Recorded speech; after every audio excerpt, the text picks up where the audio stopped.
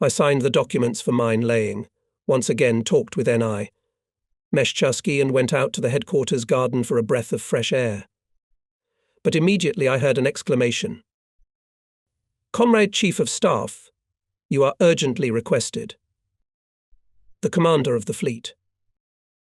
I ran into the brightly lit office. Conflot stood, leaning over the land map, laid out on a special table in the corner of the office. "Seeing me," he said. The Smolny called. The front headquarters received information that the 115th and 123rd Infantry Divisions retreating from Vyborg suffered heavy losses, got surrounded, and almost without equipment and weapons in separate groups, are coming out on the shore of Koivisto Bay. The fascists pressed them to the water.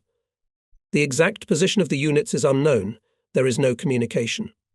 Somewhere here they must be. Vice Admiral drew a large circle with a pencil between Koivisto and Maxlati. "Is it clear?" the Conflot asked me. Admittedly, there was no clarity, and I was in no hurry to answer. Conflot continued. The front commander ordered to assemble both divisions in Koivisto and urgently by sea to bring them to Leningrad. This operation is entrusted to you. Is it clear now? Tribiat smiled. Yes, it is. The task is clear. The day before yesterday, Captain Second Rank Zozulia reported to me the situation in the area of the Kalian Isthmus. The task is really clear, but where are the divisions?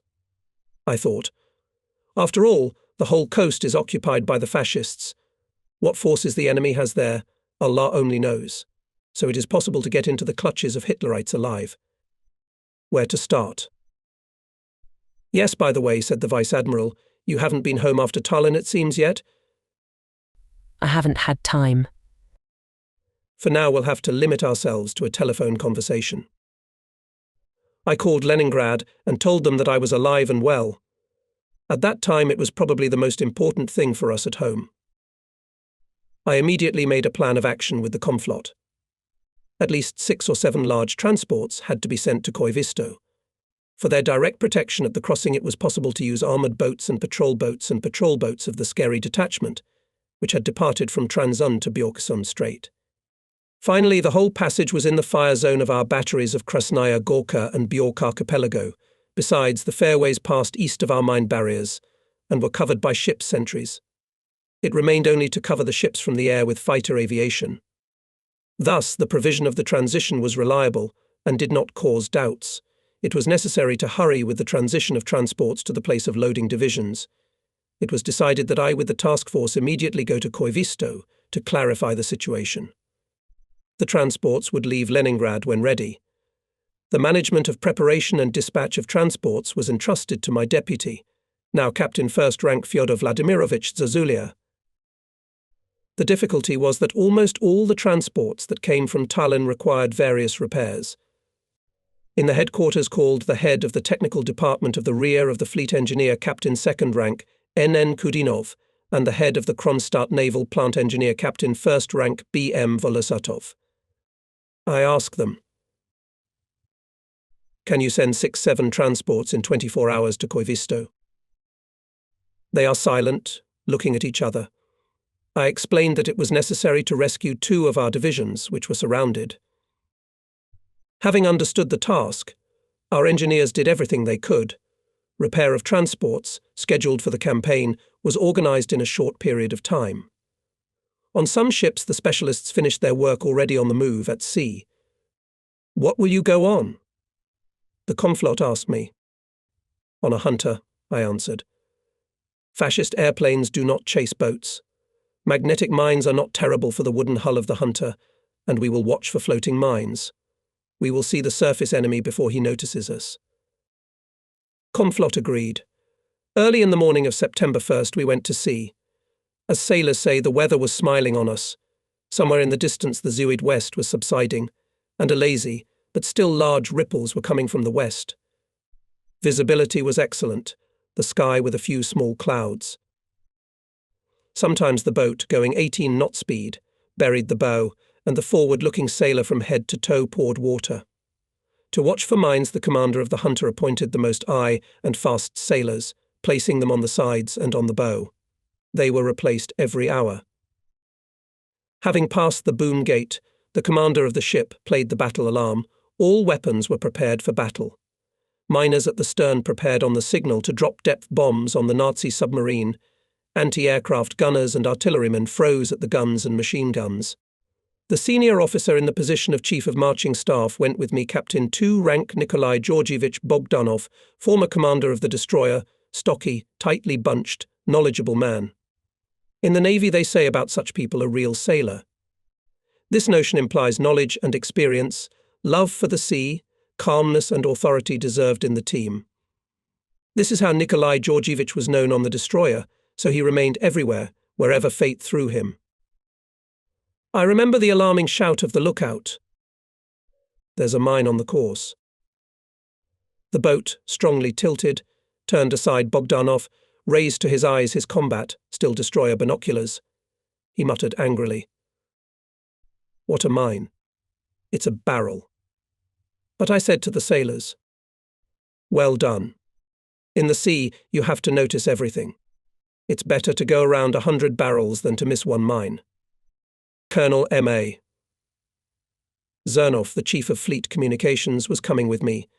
Small in stature, overweight, he was imperturbable, which helped him a lot in his hectic work. A knowledgeable specialist, an old Baltic, he enjoyed well-deserved respect in the fleet. Not reacting to any reports about mines, the colonel immediately sat down in the radio room, checking the material part and documentation of radio communication. Everything is in order, he reported to me, not without difficulty climbing out of the small radio room. Knowledgeable guys here, 5th year of service, should have been demobilized in the fall. The chief of communications loved his subordinates. I don't remember a time when he spoke ill of them. He was a wonderful educator. It is not by chance that after the war M.A. Zernov was the head of the higher naval school of communications for a long time. The third officer of my marching staff was Captain 2nd rank Ivan Nikolaevich Gantsov, the head of the military communications department of the fleet. All the masters of the merchant and fishing fleets, and, first of all, the Baltic State Shipping Company with its numerous vessels, were subordinated to him in military matters. Gantsov is a colourful figure. Small in stature, thin, very agile and expansive, with a lively mind, he was an excellent comrade, a great patriot and expert in his work. Well, Ivan Nikolaevich, will your ships arrive on time? I asked. Gantsov became animated at once, as if he had been waiting for my question, and began to report in detail about which steamer he had no doubts and which might let us down. After all, after such a difficult passage they must be repaired, and evil necessity demands. He sighed heavily. We passed the traverse of the Stursuddon lighthouse. The observation post responded to our call signs. It pleased us. It means that the enemy has not reached here yet. We decided to go closer to the shore. It was completely empty. No people or pets could be seen near the rare houses. North of the lighthouse everything is unusually dead. The Strait of Björkösund is in itself unusually beautiful. Its high shores are covered with slender, bright green coniferous forest, and yellow sandy beaches stretch by the water. The village of Koivisto is situated on the low-lying shore of a horseshoe-shaped green bay. All the buildings were small and clean, with a pickaxe with a thin Gothic spire towering above them. It was high, visible from the sea for tens of miles, and served us always as a good landmark. Koivisto Bay was dear to me from distant memories. In my youth I sailed as a sailor on Finnish skerries, several dozens of St. Petersburg yachts from the smallest to large 40-ton yachts would gather in Koivisto Bay in summer. From here they started their voyages along the picturesque skerries up to the Gulf of Bothnia. But we also remembered another, already severe time, when the British squadron, which came to the aid of General Yudenich, was based in the Björkösund Strait. From here made their ignominious raid on Kronstadt British torpedo boats. The interventionists had to leave in disgrace. Well, the time will come and will drive the fascists away from here. On the roadstead of Koivisto stood two of our gunboats, armoured boats and landing barges of the Skerries Brigade. It was quite an impressive artillery force. The gunboats had 130mm guns. From the brigade commander, Captain 3rd rank Lazo, we learned that the personnel of the Viborg fortified sector of the Fleet Coastal Defence and a special regiment of sailors, covering the withdrawal of 2 divisions from Viborg, had already been taken to the island of Bjorko, and a circular defence was organised there. If the Nazis appear on the shore of the bay and try to force the strait, the ships of the brigade are ready to support the defence of the island with their fire. N.G. Bogdanov contacted the commander of the artillery division Bjorko. There, too, all were in full combat readiness, but no one knew where the fascists and where our units were. From Kronstadt I received word that our patrol ships had not once detected the enemy at sea during the day, and that 2 transports had already left the port of Leningrad. Gantsov rejoiced. So, they will come at night. We moored at the pier.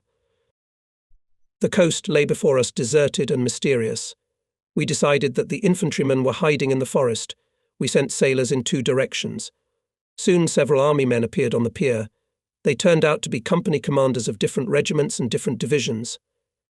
They looked gloomy, their faces haggard, their voices hoarse. Many could not hear well. I could see that my comrades had suffered a lot. I asked, "Are there many wounded?" "A lot." I told about the purpose of our arrival here and ordered to urgently search for any of the division commanders, emphasizing that every minute was precious. It began to get dark. The glow of fires and shooting could be heard behind the forest. On the shore arrived the commander of one of the divisions with the remnants of the headquarters and political department. He was as tired as the others, but he kept up cheerfully. Tight, strict, he quickly got up to speed. He and I drew up a plan of action. It was necessary, first of all, to organize the cover of the withdrawal, to gather the most combat-ready companies. "I have no guns or tanks," he warned. "It's all right, we have 130mm guns on our ships, we'll support you." The division commander immediately gave the necessary orders. First, we decided to load about 2,000 wounded on the ships. Then the divisions will be loaded with fighters. The commander said that he and his staff will be the last to leave the pier. Energetic Bogdanov organized from sailors' commandant service, which maintained strict order on the shore. In the darkness came the first transport and moored at the pier. They began to load the wounded. Bogdanov, with his thunderous voice, announced that after the wounded on the ships will be taken healthy fighters, but only those who kept their weapons. This warning had its basis. We noticed that some of the Red Army men were walking unarmed. There were shouts. "Yes, where can I get a rifle?" And then a mocking answer came very conveniently. "And where you left it, there and take it." The commanders quickly built the companies. At a signal from the pier led them to the gangways. Loading was organized and fast. People cheered up, jokes were heard. But those who had not saved their weapons huddled aside. They looked depressed and confused. I approached them. "Comrade Admiral, we didn't lose our weapons for good. It's not our fault, we're from the battle." I felt sorry for the guys, and I was about to allow them to land, but suddenly I noticed that they one by one, 2 by 2, began to run away into the woods. After a while the fighters returned from there transformed. Everyone had a machine gun in their hands, many of them also had loaded discs. A young soldier rushed to catch up with his company, shaking his automatic rifle. "Brothers, I got a ticket for the steamship."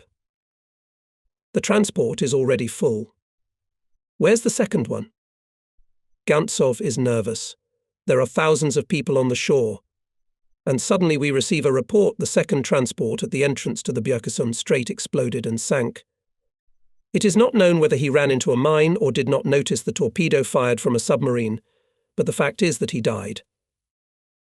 Captain First Rank Zojulia came to the rescue. He said that he had already sent another transport to replace the lost one. Because of the mine danger, we decided not to send transports in the dark. Until dawn, we'll leave them at the roadstead in full readiness for anchoring. The commander of the division reported that the fascists have weakened the pressure and as if they were bypassing the bay. "It is necessary to remove all the people from the shore overnight," I said to the commander. It was obvious that the evacuation should be finished while the enemy air reconnaissance is not flying. But then a new trouble, our largest transport, turning around at the roadstead, ran aground. The captain demanded tugs. Ivan Nikolaevich Gantsov raged on the bridge of the ill-fated steamer, but the captain was unperturbed. Give him tugs and that's it. We had to send Bogdanov to help Gantsov. He had a short conversation. If you can't get off the shoal, the transport will have to be blown up, as in 3-4 hours the fascists will be here. I will now send sailors to lay explosives. The captain did not expect such a turn of events. Now he promised to do without tugs. At least let some boat to bring the anchors. The boat was found. Long before dawn, the transport was already standing at the pier and received another regiment of infantrymen. The captain himself supervised the loading, hurried the soldiers and monitored their placement. During the night, other transports arrived. Without delay, took people and stood on the roadstead. In the forest, increased machine gun and rifle fire. Impatiently, we waited for dawn, but its first glare did not bring us anything good. Ships' anti-aircraft guns slammed a fascist scout was circling in the air, but suddenly he hurriedly flew away. Over the roadstead sounded the ringing voices of our fighters. They patrolled over the ships for a long time. It became clear to everyone that this is our planned cover of the passage. How everybody became animated at once. It is a big thing, support from the air. The transports were taking off anchors and leaving for Kronstadt. I ordered gunboats to stand at the pier. They were to receive the covering groups. And here the piers were filled with peasants from nearby villages already occupied by the enemy. Our Tallinn experience told us that in the very last minutes people appeared from nowhere and they had to be picked up. The stars in the clear sky had faded, the glow of the fires, which at night had such an irritating effect on everyone. The last transport disappeared behind the cape, followed by the armoured boats of the guard, and people were still coming out of the forest, men, women with children. The canal boat, crowded with passengers, also departed from the pier. The raid was deserted. Well, Admiral, as if everything was in order? Cheerfully said the division commander. Leaving for insurance a few boats from the brigade of scary ships, we also gave the moorings in the evening. Just turning around, as the sailors noticed a large dog rushing with its tongue out. When he reached the head of the pier, he howled desperately. Everyone looked at him with regret. A young snub-nosed sailor signalman raised his binoculars and reported very loudly, for the whole roadstead, to the boat commander. Comrade Senior Lieutenant, there's a dog on the breakwater, asking to be taken aboard. It was said with a tremor in his voice, as if the signalman himself heard the request of his four-legged friend. Voices were heard on deck. We must take it, it's our dog, from the canal boat. And we approached the pier again. From a distance of several meters the dog jumped on the boat's tank. He squealed with joy, caressed each of us. He must have gone all, quipped one of the Red Army soldiers. We are going by the strait, the sea is quiet. Unnoticeably approached the lighthouse stir-sudden, raised our call signs, carried them for 5 minutes, but no one responds. Zernov is worried. Are they asleep, slackers? It can't be. An experienced senior enlisted man is there. We come closer. And instead of answering to our signal far away from the boat, there is a splash from a small caliber shell, either a field gun or a tank. At the same time, a machine gun crackles. It's clear. Communication post and lighthouse in the hands of the fascists. The boat rushed to the side, and we rushed to Kronstadt. There was a cheerful command dinner for the crew. The XO invited us to the wardroom, a small cosy cabin at the stern. The guests were let forward. They hardly mastered the narrow vertical gangway. Comrade Admiral, exclaimed the division commander, yes, you have here as in peacetime. We don't remember when we had a normal lunch, and in general we haven't seen hot food for a long time. And the table was set as usual in the ship's wardroom white tablecloth, cutlery, shot glasses, and a decanter filled with rationed vodka. Sailors have always been characterized by hospitality. The sailor's messenger treated the greying commander and his companions with special, I would say, filial affection. As they say, the dinner was held in a friendly and relaxed atmosphere, and I note with repeated addition of the first and the second. We overtook the transports, on the decks of which there was no place for an apple to fall. The soldiers gradually came away from everything they had experienced. The sounds of the harmonium were blowing over the sea. Here it is, unbending, unflappable, our Soviet soldier. Kronstadt from the sea seemed to be a giant ship coming at us. We could see bright flashes. The heavy guns of the northern forts were firing in the area of Zelenogorsk, Sestroretsk, and the battleship and cruiser were firing in the area south of Oranienbaum. On our right, the 12-inch guns of Krasnaya Gorka were pounding heavily. On both banks the fires were blazing. Black smoke was rising upwards in a wall. There was an unimaginable rumble in the air. The fleet was crushing the fascists, helping their army. My commander and I stood silently at the stern of the boat. Greatly fires Kronstadt, he said with admiration. At such moments especially strengthened the belief that all our failures are temporary. The hour would come and the enemy would be defeated. Once again, from under the very nose of the fascists, the fleet transferred more than 12,000 soldiers to Leningrad. A lot of help to the front. And together with the wounded and civilian population, we evacuated about 14,000 people. All were taken off the shore and delivered to Kronstadt. The last boats left there, in the bay, returned without passengers. Before the eyes of our sailors, the fascists occupied the empty Koivisto, hearts blazing with anger. The day after our return from Koivisto, Captain Gantsov and I were sent to Smolny for a meeting on the evacuation of the population from Leningrad. It was our duty to report how many wagons were needed for the families of the fleet servicemen. Admittedly, there was no such information neither in the headquarters nor in the political department of the fleet. This circumstance embarrassed me.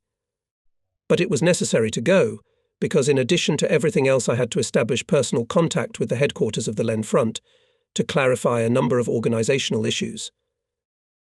According to a long-established habit, we first got by boat to Oranienbaum and then went to Leningrad by car. The headquarters garage was located on the outskirts of Oranienbaum. I had not been on the southern shore of the Gulf of Finland for only 2.5 months, but how many changes there are here. Oranienbaum, Peterhof, Martyshkino and other Dutcher suburbs of Leningrad have acquired a pronounced front appearance. Camouflaged cars with soldiers and military cargoes, sanitary vans with big red crosses are rushing along the streets. The highway is already badly battered, must have passed tanks and artillery tractors. Broken and overturned cars and trailers are lying on the sides of the road. There are no people to be seen in the roadside houses. Windows are either broken or boarded up. Apparently this is characteristic of a warrior all life. The beating of its pulse is centered on the roads. There is not only the incessant rumble of cars, but also the hum of young and ringing or hoarse, torn voices. We drive slowly. Our shiny Zeiss is a white crow in the endless stream of dusty frontline cars. Someone pushed someone is prevented to pass. All this can't do without strong words, so there is a ringing of voices over the road. What are you doing? Slow down a bit. Hurry up, you'll sleep later. But on the truck you can hear a harmonica and a catchy Russian song. And all against the background of the continuous cannonade of the fleet's heavy guns.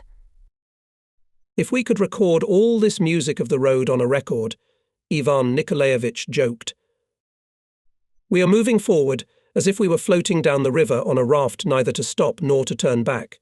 Petty Officer First Article Karnok, the best driver of our garage, is nervous. On the shiny body of the car has never had a spot, and here we have already been scratched thoroughly, and not once. Here comes Leningrad, my hometown. I look at it, at the streets and houses familiar from my childhood.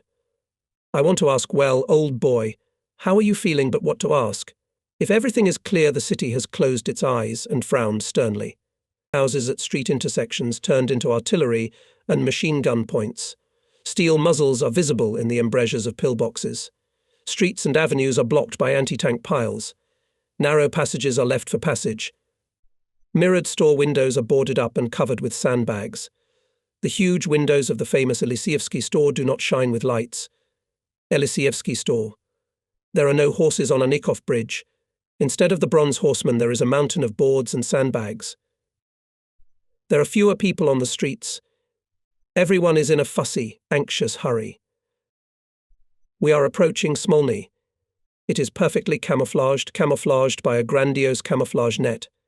Even at a close distance, it is difficult to distinguish the contours of the building, drowning in the autumn-faded greenery. We climb up the historic steps.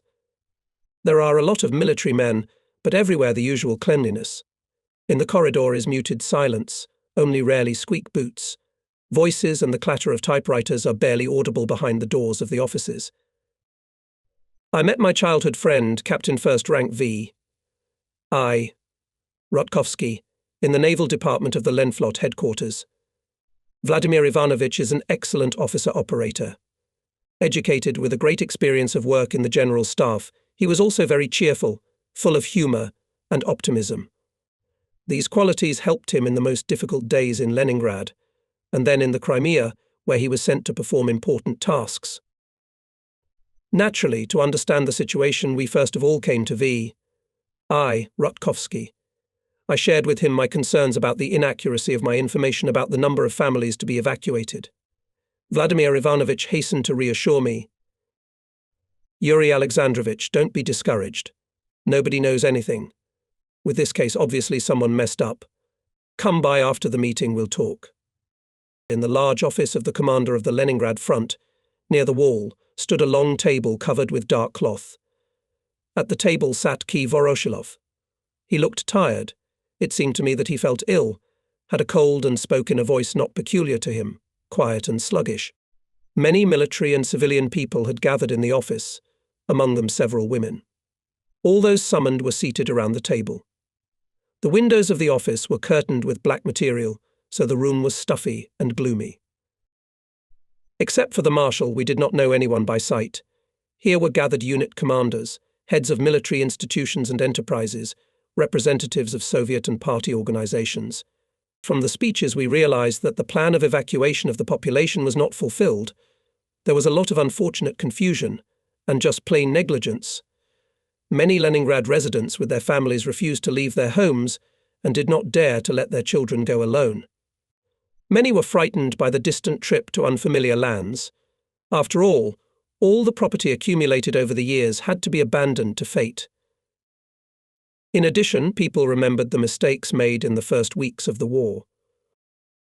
At the end of July, 10th echelons with more than 15,000 children were sent from Leningrad. For some reason, the trains were sent to the west of the Leningrad region, and there the enemy was already approaching. Almost at gunpoint, the echelons managed to turn back to Leningrad, but when they arrived in the city, most of the children's parents left for evacuation. The children were sent to the east, but for a long time the parents did not even know their addresses. Speakers at the meeting said that echelons with evacuees were idle for many days on the spare tracks.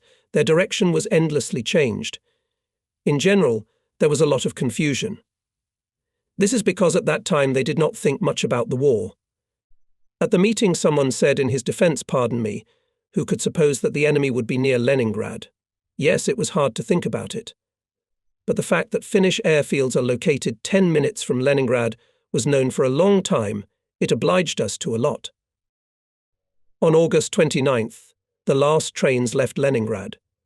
Soon after that, the stations of Mgiu and Chidovo were captured by fascists. The connection of the city with the country by railroad was interrupted.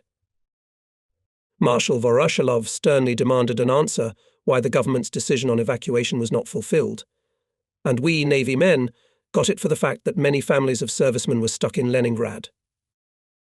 As a result of all the measures taken by the authorities, it was possible to evacuate only about 500,000 Leningraders, while it was necessary to evacuate 3 times more. Thus, almost 2.5 million inhabitants remained in the blockaded city, and in the suburbs 343,000. But the worst of all, among the remaining population were 400,000 children. The meeting ended rather quickly and left us with a vague and heavy impression. The next day, the Military Council of the Lenfront made a decision to continue evacuation on a compulsory basis and in the nearest future to take out at least 1 million inhabitants through Schlisselburg. But this decision could not be realized 4 days later. Schlisselburg was occupied by the enemy. Superfluous people in the city, superfluous victims. Very soon it became obvious to everyone. After the meeting we returned to Rutkowski. He greeted us in a friendly manner. "What are you upset about, Admiral?" I shared my impressions of the meeting. Vladimir Ivanovich interrupted me. "It's still nothing. We'll take people out through Ladoga, but I'll tell you something else." We sat down at the table, digging through the papers. Rutkowski handed me a few sheets. Ours captured curious documents. Hitler ordered to take Leningrad by all means before the onset of frost. Only after that he intends to attack Moscow. As you see, here we will defend Moscow. Is that clear? Rutkowski showed us fascist leaflets which said we will raise Leningrad to the ground and Kronstadt to the water. The gentleman wanted a lot. The insolence and primitiveness of fascist propaganda was astonishing. They count on fools, not otherwise. We were interested in everything related to the defense of Leningrad. Rutkowski introduced me to his comrades, employees of the Front Operational Department. They told me how the city was preparing for defense. One could only marvel at how much Leningraders had time to do. At the call of party and Soviet organizations, more than 80,000 people worked on the construction of defensive structures. In a short period of time, about 400 armored points for guns and about 700 machine gun nests were erected. Several thousand bomb shelters, pillboxes and bunkers were created. On the outskirts grew barricades. The city was preparing for street battles. "We hope that the Navy will support us with artillery," said the colonel from the operational department. "Do you have a lot of it?" At the disposal of the fleet was 338 guns of ships, forts and railroad batteries of caliber from 100 mm and above, including 78 guns of caliber from 180 to 406 mm. The numbers are solid. The panes in the windows rang with the rumble of heavy guns fired at Rozhevka from the naval proving ground. Mighty music. On September 4th, just before daylight, Rear Admiral I. Gren, the Chief of Artillery of the Naval Defense of Leningrad, arrived at the fleet headquarters. Like many old artillerymen, Ivan Ivanovich was slightly deaf, but his friends laughed, assuring that things pleasant to him he hears better, and all the unpleasant reaches his hearing with great difficulty. Recalled the incident in the Kremlin at the reception of military sailors. Stalin criticized the choice of caliber of guns for new ships. Ivan Ivanovich sat blankly, apparently heard nothing. He was then in the rank of captain first rank. Noticing the silent commander, Stalin warily asked who it is. People's Commissar of the Navy explained that this is a very knowledgeable artilleryman, self-consciously in love with his profession, and made a great contribution to the development of naval artillery. On this, Stalin softly said, addressing the Narkom, in that case, he should be given a higher rank. Ivan Ivanovich at these words jumped up and loudly retorted, "I serve the Soviet Union." Rarely polite and alert. Gren was small in stature, thin, almost always with a pleasant, inviting smile, did not like verbosity, spoke quietly, muffled, sometimes stopping the interlocutor. Please, speak more quietly. I can hear you well." This time Rear Admiral Gren arrived in Kronstadt on a very important matter. It was necessary to organize the fire control of several hundred guns of the fleet, which means to ensure reliable communication, quickly assign targets, select the caliber for their defeat, regulate the consumption of ammunition. Back in August in Leningrad was created Management of Artillery Sea Defense of Leningrad. Now, given that the entire fleet was based on Leningrad and Kronstadt, this directorate was enlarged to the fleet scale. Rear Admiral Gren was appointed Chief of Fleet Artillery and was operationally subordinate to the Front Artillery Commander. All requests from the Front and Army headquarters for artillery support were concentrated in this new directorate.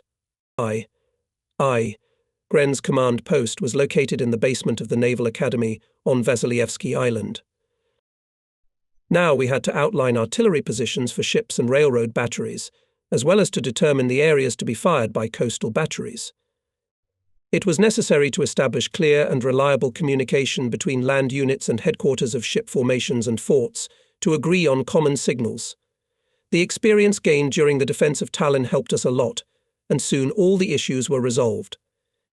In this work, in addition to artillerymen, participated a large team of officers, staff operators, fleet communicators, specialists of the ciphering and staff service of Officer Kashin, to improve the interaction of our artillery with land units in the headquarters of each of the coastal armies, was appointed as a communications officer marine artilleryman.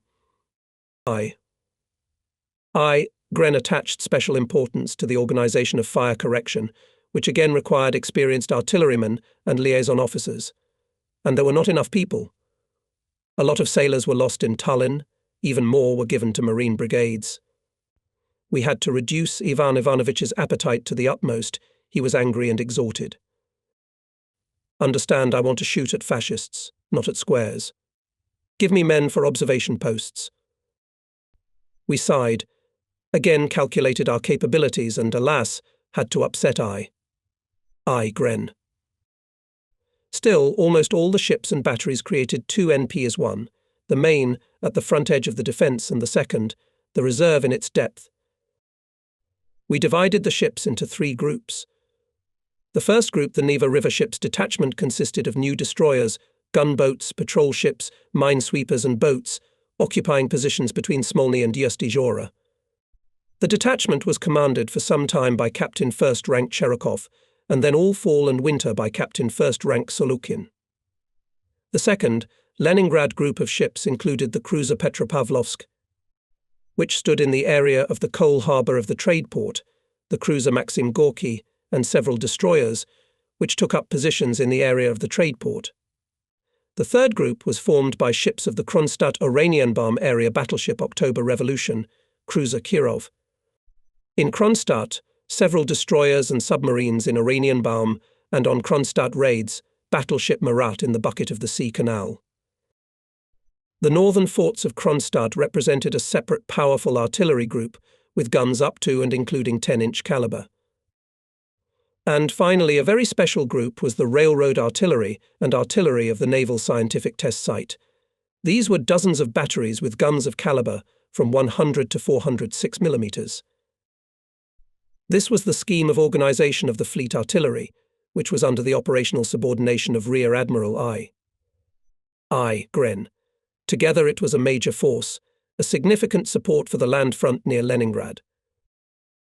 All day in the headquarters, boiled work on the compilation and harmonization of documents necessary for reliable management of a large mass of naval fire. Ivan Ivanovich, it turns out that now you have more fire than we had in Tallinn. I jokingly remarked. It could have been even more, replied the insatiable Gren. We gave all our reserve in the warehouses and the guns from the Aurora to the front.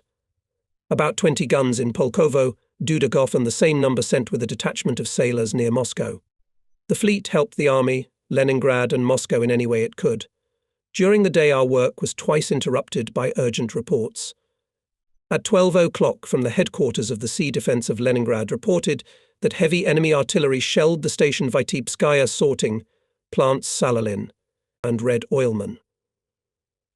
Then came the report of shelling of the plant Bolshevik and the 5th hydroelectric power station.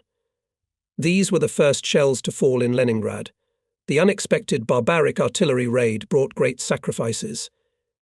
The fire was conducted by 240mm guns from the Tosno area. I called my relatives on the phone. From the conversation with them I realized that the first shelling made a depressing impression on Leningraders. My elderly father, hero of labor, a hereditary Leningrad resident, said to me reproachfully, "Well, son, now then, can't you go out on the street? Can't you curb them, the damned?" We should have evacuated in time. The old man interrupted. "I've already told you Leningrad is my homeland. I'm not going anywhere from here," and angrily hung up the phone. That was not the first conversation we had had with my father about evacuation. And many thousands of Leningraders answered the authorities in exactly the same way. Simultaneously with the centralization of fire control of the artillery of the army and fleet, There was also centralization of control of all forces and means of air defense. Fleet fighter aviation, ship and coastal anti-aircraft artillery were included in a unified system of air defense of Leningrad. Frankly speaking, such an organization did not suit us at that time, about what Komflot repeatedly reported to the front commander. The point is that if the ships standing within the boundaries of Leningrad on the Neva River were entirely included in the air defense zone of the city and simultaneously covered by it, then the line ships in the Neva Bay and the Kronstadt fortress with its ships did not have sufficient protection from airstrikes. Life demanded the creation here of an independent air defense system for the fleet and the fortress. In those hot days our claims were not taken seriously. They even tried to accuse us that we, sailors, always find specific features of the fleet and therefore are prone to a kind of separatism. What happened? The air defense system of the city worked reliably, and the ships in Kronstadt remained almost defenseless. Looking ahead, I will say that as long as the enemy did not target the fleet, everything was fine. But as soon as the air raids on Kronstadt began, we began to suffer very tangible losses. But about it further. Fleet aviation in operational terms was subordinate to the commander of the Air Force front, Major General Aaa Novikov. Stavka considered it necessary to concentrate all air forces of the fleet and the front in the same hands for the most effective defense of Leningrad. And it was difficult to object to this. And in general, in those days there was no time to argue. In Kronstadt, the thunder of the 12-inch guns of the battleship Marat did not subside. It was echoed by the guns of the battleship October Revolution. Ships of the Neva River Detachment were firing from the US Izhora area. They were firing at the fascist troops who had already approached the Ivanovsky Rapids. 2 cannon boats continuously supported the troops of the 23rd Army in the area of Sestroretsk. Hitlerites went on a terrible meanness. They rained hundreds of shells on the city in the morning when workers went to work, and in the evening when people returned from the factories. This was the case on September 5th. Hundreds of civilians were killed and wounded. Many houses on Rumenskaya and Glazovaya streets were turned into ruins. It was savage barbarism. Only the rabid enemies of humanity could dare to do such a thing. Hatred and thirst for revenge for innocent victims burned the hearts of Soviet soldiers and sailors. Naval reconnaissance established that fascist artillerymen fired on the city at first from the area of Tosno, but fearing our retaliation, quickly moved to the areas of Strelna, Yuritsk, Volodarsky and Pushkin. Gren.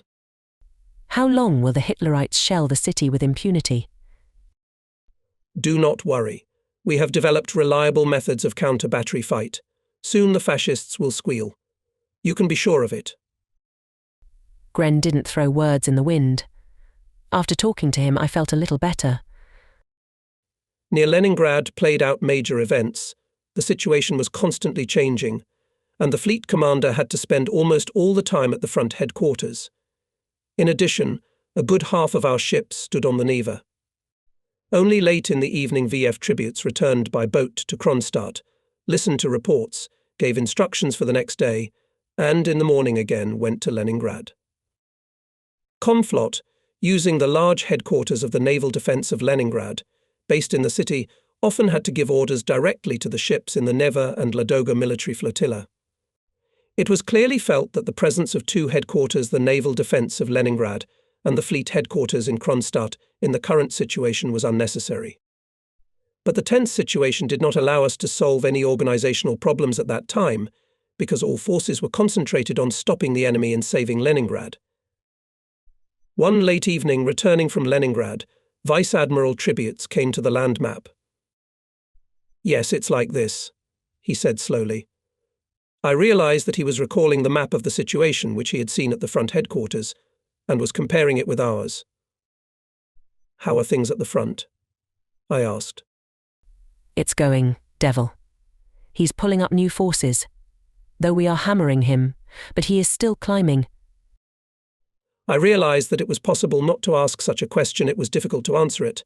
Besides, all frontal affairs were clearly reflected on our map. Early in the morning, Komflot was leaving for Leningrad again by boat. I saw him off at the wharf and warned him that yesterday a mine had been discovered on the Petrovsky Fairway. It had not been detonated yet. In addition, in Leningrad again, shelling. In response to my warnings, he only smiled and waved his hand. The speedboat sped off and soon disappeared behind the breakwater. The only thing visible was a low mast moving over the stone wall, and on it a bright red flag with 3 white stars. We received a report from General Eliseev with an alarming message the enemy began an attack on the Moonsund archipelago. It was to be expected that the enemy would concentrate significant forces and create superiority not only on the ground, but also in the air. Our garrison on the islands barely exceeded 23,000 soldiers. That's less than 2 divisions, with a completely weak air defence of 25 to 30 anti-aircraft guns, and we could not help the garrisons of the islands. All fleet aviation was used by the front to repel the enemy advancing on Leningrad. We had no available troops. One hope on the heroism of our soldiers and sailors. We learned that the garrison of the small island of Osmosar, where there was only 1 battery, repulsed the enemy landing, approached by 20 boats and motorboats. Batteries on the islands of the Moonsund archipelago and on the Hanko Peninsula, together with mine barriers, closed the enemy's way to the Gulf of Finland and thus covered Leningrad on the distant sea approaches. We realized that the garrisons of the Moonsund Islands and Hanko were drawing away large enemy forces that could be thrown at Leningrad. Our ships disrupted the enemy's communications in the Gulf of Finland, and the Gulf of Riga disrupted the Nazi army's food supply. Bombardments of Berlin, conducted from the airfields of Isel, caused panic in Germany. This was the meaning of the defence of Moonsund and Hanko, although they were deep behind enemy lines. The Nazi command was in a frenzy. It was in a hurry to seize the islands. 50,000 soldiers numbered the group involved in this operation. It was supported by 60 aircraft, light fleet forces and airborne units. The Nazis began the offensive from the east, from that side, where the weakest was our anti-landing defence. Reports from Moonsund were immediately reported to the Komflot in Leningrad. On September 7th, the city was subjected to the first aerial bombardment. Fascist planes had tried to break through to Leningrad many times before, but they were met and dispersed by our fighters. But today they failed to do so. Junkers were over the city. The bombs exploded on the territory of the factory Pyatiletka, on Ligovskaya Street, destroyed a large house on Nevsky. Leningrad suffered the first victims of aerial bombardment. The enemy expected that he would break the will of the Soviet people with this. But he miscalculated. Barbarian raids on the city caused not confusion, but only even greater hatred of the enemy, and the desire to fight to the end, to victory. People were even more united into a single monolithic force, whose name became synonymous with valor and glory Lenin raiders. But not only sorrows fell on our shoulders. At night we received encouraging information from the front headquarters. The troops of the 8th Army in the area of Peterhof stopped the fascists. Together with the army men, the Marine infantry units fought heroically here. Especially selflessly and steadfastly fought cadets of the higher naval engineering school named after F.E. Dzierżynski. The Nazi attempt to break through the shortest way to Leningrad was repulsed with heavy losses for them. The southern group of the enemy, although came to the Neva River near Schlisselburg, but also did not break through to Leningrad. In both directions our land forces were greatly assisted by the artillery of the fleet. Barbaric shelling and bombing of the city, although late, moved the problem of evacuation. The next day we were sending many families of sailors to the rear. Their way became difficult and long. All railroad tracks were cut off, so the evacuees were sent to the Ossinovets lighthouse on Ladoga, and from there they were taken by barges, tugboats and ships of the Ladoga flotilla to the southeastern shore of the lake. Then they were taken by trucks to the Volkovstroy railroad station. If we add to this that the enemy was desperately bombing our ships on Ladoga, the complexity of such a journey becomes obvious. I was instructed to check the organization of evacuation of the last echelon and conduct it outside the city on the Vyborg side. My family was also leaving in this echelon, except for my father. The old man categorically refused to leave Leningrad. During the week that I was not in the city, it became even more severe. Barricades, concrete hollows, and wire fences appeared in the streets. There were anti-aircraft batteries in the squares and gardens. There were fewer cars, although the streets were still crowded. After seeing off a convoy of buses and trucks with women, children and old people, I looked into the front headquarters. We were worried about the anti-aircraft cover of the ships standing in the Neva outside the city. They fired all day long, supporting our land units, but they themselves remained poorly protected from the air, as all air defense forces were turned primarily to the defense of the city. This is what I wanted to talk about in the Maritime Department and in the Operational Department of the front headquarters. My arrival at Smolny was this time unsuccessful. In the corridor I met Alexei Alexandrovich Kuznetsov, a member of the Military Council of the Front, secretary of the City Party Committee, who had noticeably lost weight during that time, but was still pleasant, soft and attentive. I reported why I had come and what I was doing in the city. Alexei Alexandrovich, as a party leader, always helped the fleet and was respected among the sailors. He met me with a kind, charming smile, shook my hand on the way and said, apologizing, "It's a pity we don't have time to talk. The situation is heating up. I recommend you hurry to Kronstadt. Greetings to the Komflot and all comrades." And everyone I met in the wide corridor was preoccupied, hurrying somewhere. In the Naval Department, almost all the officers were in a rush. "What happened?" "Vladimir Ivanovich," I asked Rutkovsky. In response, I heard the same thing that Kuznetsov had said. "Yuri Alexandrovich, let's go to Kronstadt as soon as possible. There's nothing for you to do here." "What's the matter?" "The fascists have started an offensive in the Red Guard direction. Apparently they'll again attack Krasnoye Selo and through Uritsky, Leningrad. Today the enemy entered the zone of fire of the ships of the Leningrad group. The cruisers Gorky and Petropavlovsk have just opened fire. Apparently will shoot Murat. Ladoga flotilla moved from Schlisselburg to Novaya Ladoga. All the chiefs have left for their units. The situation is extremely tense. Is that clear?" With a heavy feeling I left the office and hurried to Kronstadt. Passing Avtovo, I could well distinguish the rumble of 180mm guns of the cruiser Maxim Gorky, standing in the area of the bread mole of the trade port.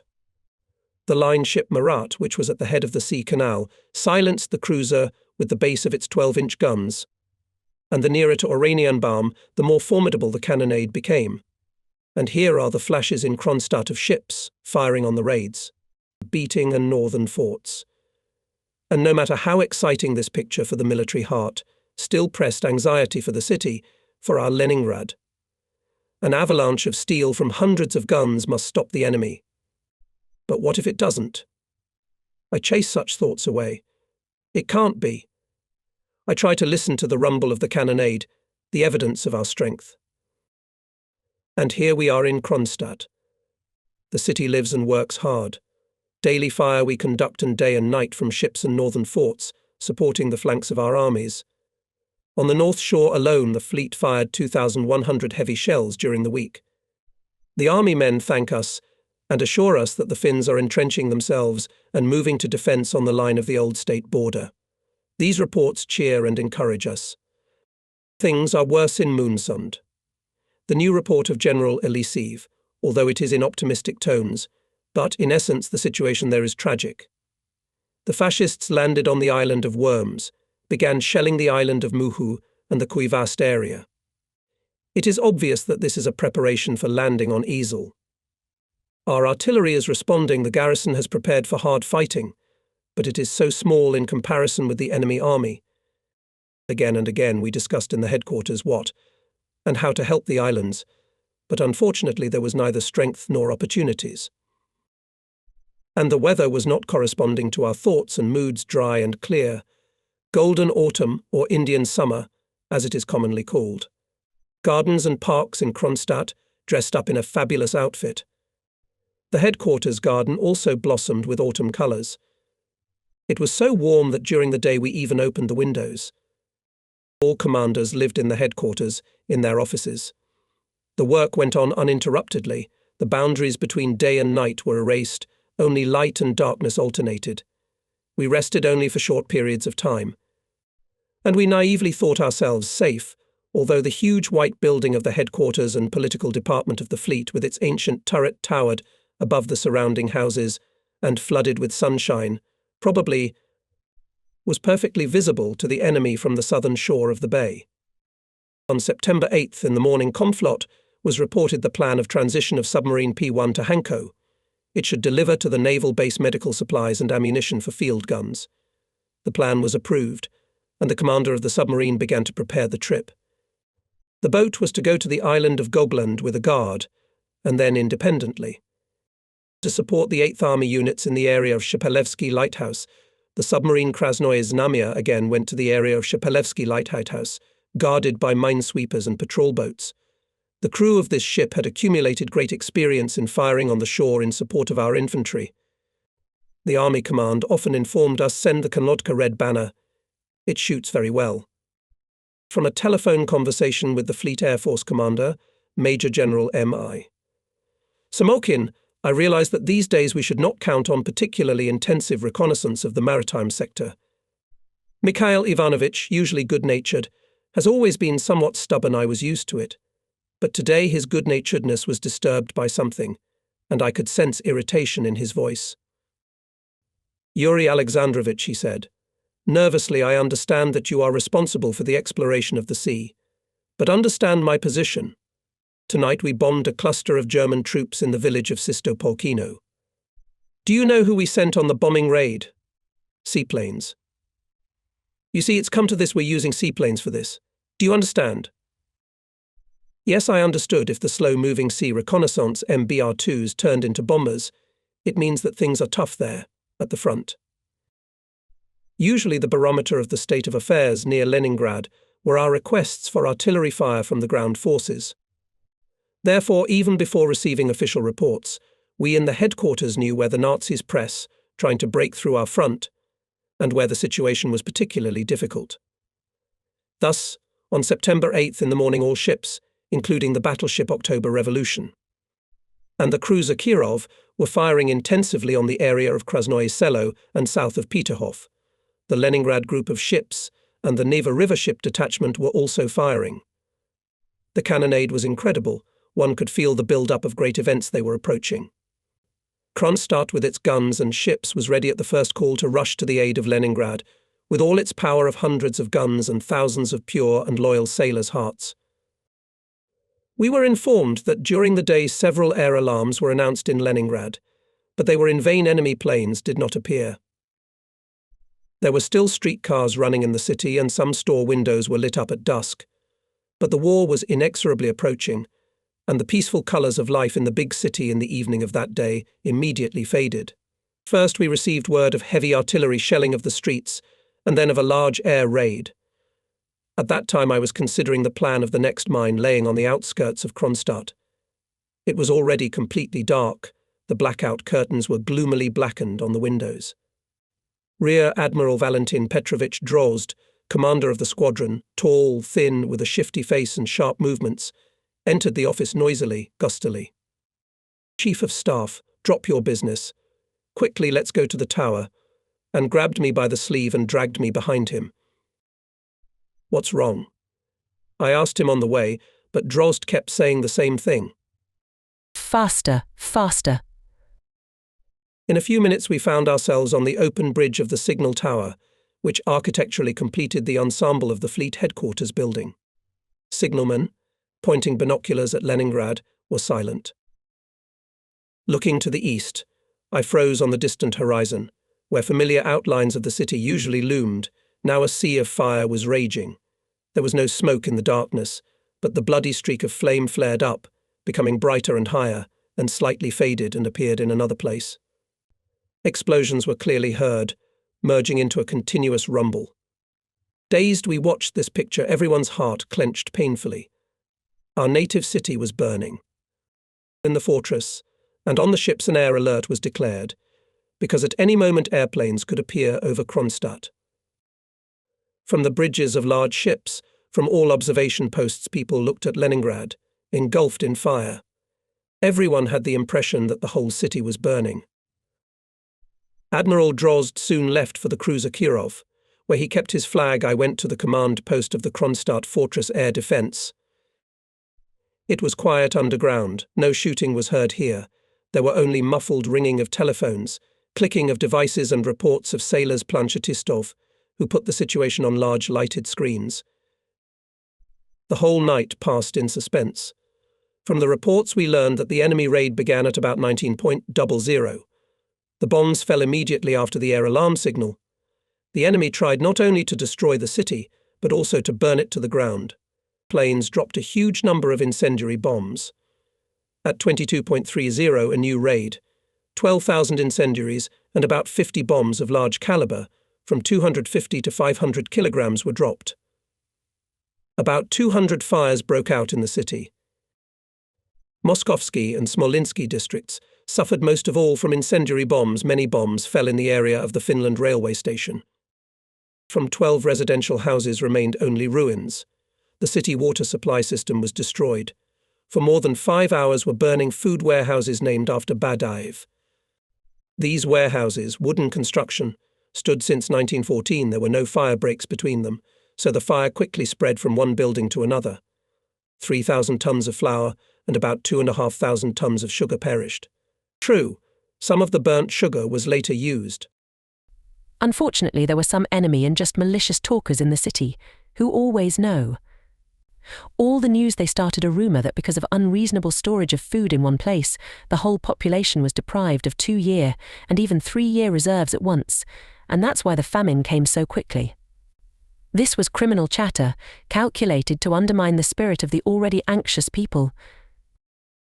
Of course, it was unfortunate that flour and sugar were not dispersed in advance to various bases, but we knew well that the main city, fleet and army food supplies were stored in other places, including the Kronstadt fortress, so the famine came later, regardless of the fires of September 8th.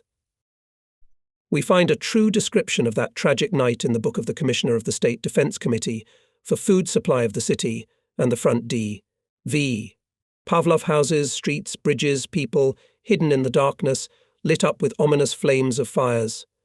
Thick black clouds of smoke slowly stretched to the sky, poisoning the air with cinders. Night was approaching, and there seemed to be no force that could stop the advancing sea of fire. Fire departments, self-defense groups, thousands of workers, despite the fatigue after a day's work, rushed into battle with the fire element, and from their furious pressure the flames weakened and soon died out. Except for the fire in the warehouses named after Badaev, where the fire raged for more than 5 hours. Quite late, when the purple glow faded over Leningrad, and was received the signal to cancel the air alert, I returned to the fleet headquarters and got acquainted with important reports. It was reported that the enemy is conducting intensified aerial reconnaissance in the area of Peterhof, which means that the clouds are gathering here. We can expect a new offensive. We reported this to Rear Admiral Drozd on the cruiser Kirov, and the commanders of battleships, because at any moment we could urgently require fire support of troops. In the reports it was reported that significant enemy forces, having captured the MGA station, broke through to Schlisselburg and finally captured the city. Our troops partly crossed to the northern bank of the Neva, thereby strengthening the Nevsky task force partly withdrew to the east.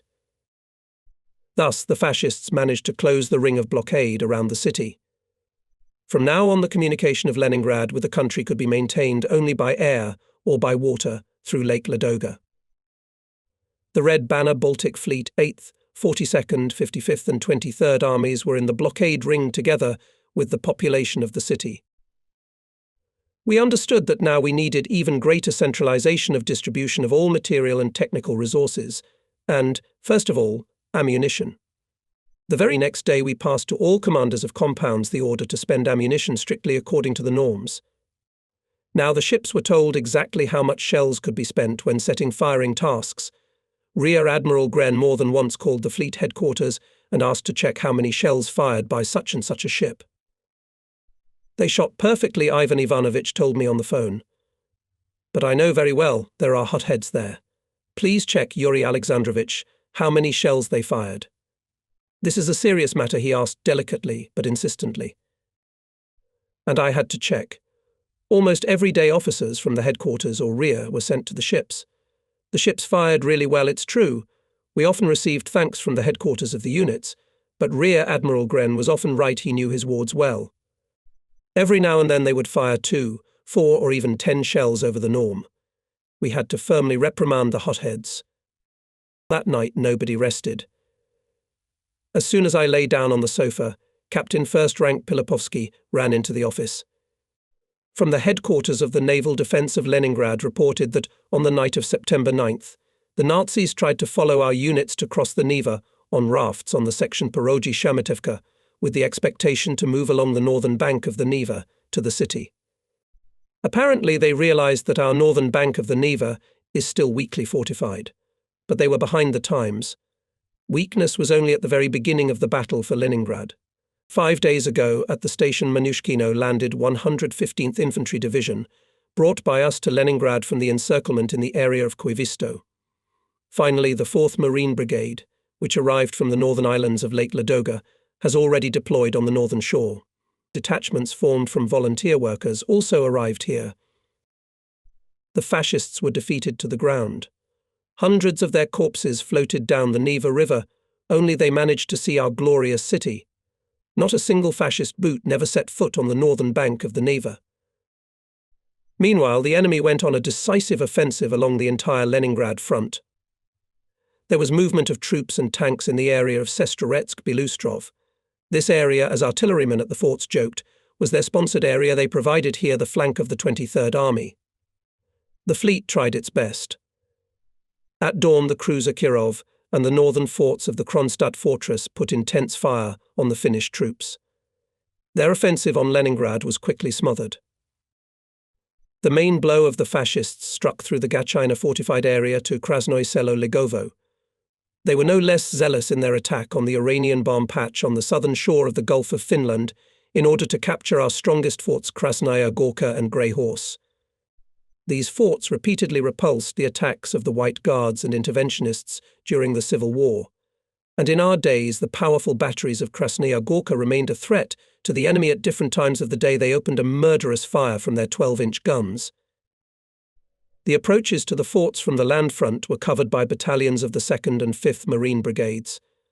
The 5th Brigade was formed only 2 weeks ago, but its men fought bravely and steadfastly, just like the men of the 2nd Brigade, created at the very beginning of the war. The situation on the Pytachok worried us very much. Here was the Iranian bomb military port, the storage of a large amount of naval property, and the base of light forces of the fleet. The fascists' capture of Krasnaya Gorka would be a fatal blow for us, because then Kronstadt and the whole fleet would be under direct enemy fire. We immediately informed about the situation all commanders of formations and units, so that the events unfolding on the southern shore of the bay would not be unexpected for them.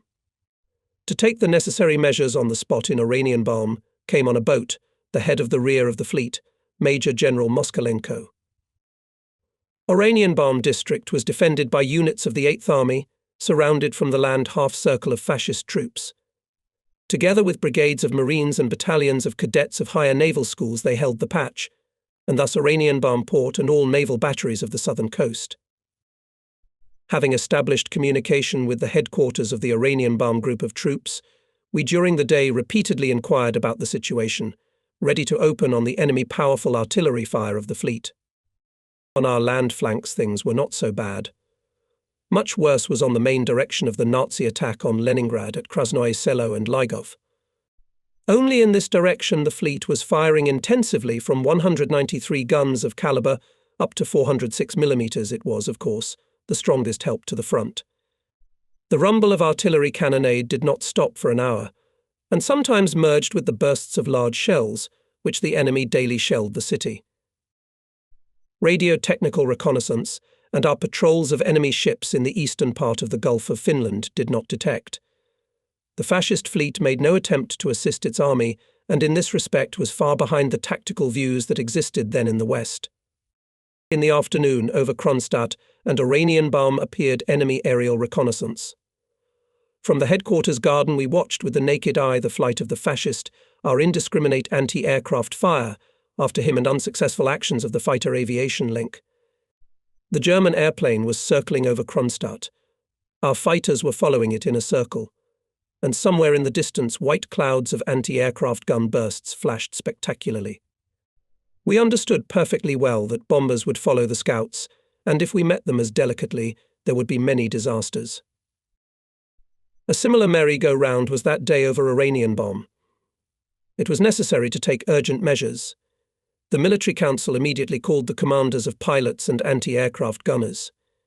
There was a detailed review of all the mistakes made in the reflection of enemy aerial reconnaissance. Fleet commander gave clear instructions and strictly demanded active action. Combat experience, what an invaluable force in the war. And if it is not there yet, it is urgent to acquire and accumulate it. So far the score is 1-0 in favour of fascist scouts. But that's for now. A big air battle unfolded over Peterhof. The fascists bombed it for the first time, but it did not go in vain. Several bombers found their end in the cold waters of the Gulf of Finland. Analysis of the day's events, especially in connection with enemy air reconnaissance, led us to the conclusion that we should expect bombing raids on Kronstadt, Iranian bomb and Peterhof, and after that the enemy's ground forces. Later we received a warning about it from the front headquarters. It was necessary to urgently change the dispositions of ships, but it was very difficult to do. Battleship, cruiser and dozens of other ships cannot be quickly moved from place to place, and even less to hide from observation from the air. And in the evening from the headquarters tower we again saw the flames over Leningrad. Enemy bombers had broken through to the city, but today the fires were dying out much faster than yesterday. Afterwards we learned that extinguishing the fires and helping the wounded that night were much more organized. Tens of thousands of Leningraders united in teams of local air defense were involved. We were also glad that the mine laying on the seaside flank of the army, in the Kopo Bay and on the Seskarsky Plies were going on safely, and after all the strengthening of the defense of the approaches to Leningrad from the sea was entrusted to the fleet as one of the most important tasks. It was only the 10th day since we returned from Tallinn, but it seems as if everything we had experienced was only yesterday, as if on the wall calendar numbers do not change and day does not replace night, so grand were the events of that hot period. We still did not have airplanes for aerial reconnaissance of the Gulf of Finland. We decided to send submarines for this purpose. On September 10th, the brigade commander, Captain First Rank NP, Egyptco received an urgent task from Conflot to prepare 3 little ones for reconnaissance of the area of Tallinn, Helsinki, and for actions on communications in the Gulf of Finland. NP, Egyptco came to see me. We once again clarified the details of the forthcoming departure of the boats. It was decided to escort the submarines to Lavansari Island with a special escort. When returning from the sea, they would also be met by surface ships. Thus, the experience of sending and meeting submarines, which we had acquired in Moonsund, was now transferred to the Gulf of Finland, to Lavansari Island, which played a very important role in ensuring the actions of the fleet. A complex and responsible business to determine the general courses of deployment of submarines in the new environment of basing the fleet. Officers, operators of the fleet staff, submarine commanders and NP. Egyptco himself sat over the maps for hours before they managed to choose the most successful options. We had to analyze in detail all the data about the known mine obstacles and possible new mine laying by the enemy. In the operational zone of the Kronstadt fortress, the intended courses of submarine movement carefully trawled and guarded by sentries. And yet, whatever we were doing in the headquarters, everyone's thoughts were at the walls of Leningrad. Working, we listened sensitively to the cannonade, trying to find at least a distant answer to the most important thing that worried us: how things were at the front under the city. And now, after all business matters had been settled, NP Egyptco was slow to leave me. We are talking about the situation on the land route. Just reported that the Nazis in the area of Pella threw in the offensive a large mass of infantry and almost 200 tanks armed with flamethrowers. In a narrow area they managed to break through the front of the 42nd Army and advanced 10 kilometers. Second separate brigade of Marines hastily sent to help the army. In this area are heavy bloody battles. After all, the fascists are rushing to Krasnoye Selo, from which it is a short distance to Leningrad. During our conversation the window panes were shaking. It seemed that they were about to fly out of the frames. Both line ships were firing at the cruiser Kirov, hit the area of Krasnoye Selo. The situation is alarming.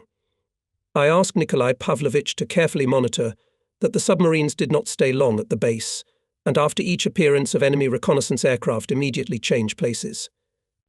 Egypko collected the documents, held out his hand to me and grimly sneered.